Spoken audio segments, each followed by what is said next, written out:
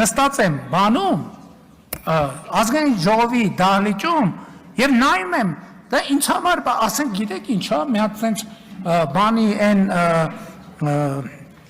ֆանտաստիկ ֆիլմի տեսարանը ընդդիմության ներկայացուցիչը ձայնա վերցնում ձայն վարման կարգով ասում ես էսա էս ինչ անելու ասում է ժողովուրդն բյուջեն լցնում ժողովուրդ արբա մեր գրպանները լցնեինք խելագարվելու բան է Ձայն եմ վերցում, ասում ես, արա, ես ինչ ասելու ես ասենց բան, էլի, ասում է, ժողովուրդ, սրունք բյուջեն է լցնում, հասեք, իրանց նման մեր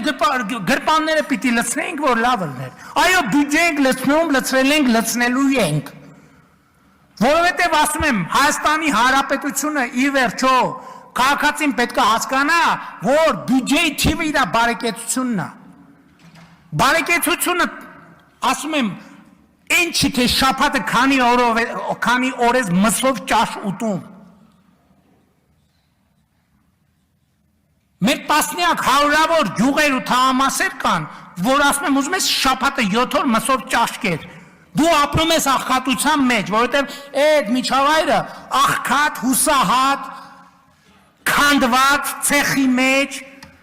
աղբի մեջ կորած միջավայր է։ Ի վերջո պետք է հասկանաք սա։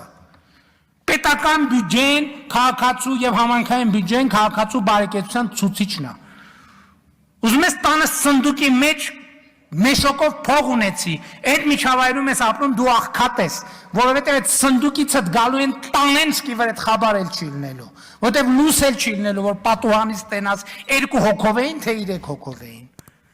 Հեռախոս էլ չի լինելու, որ զանգես, ոստիկան էլ չի լինելու, որ գա տենա ինչ ա եղել։ Ենեմ չի, որ այսօր մեր ոստիկանությունը կամ պետական կառավարման համակարգը բանա, կատարյալ աշխատում, բայց այդ թվում են պայմաններով, որ տասնյակ տարիներով փոխանակ բյուջե լցնեն, իրան ջեբերն են լսել,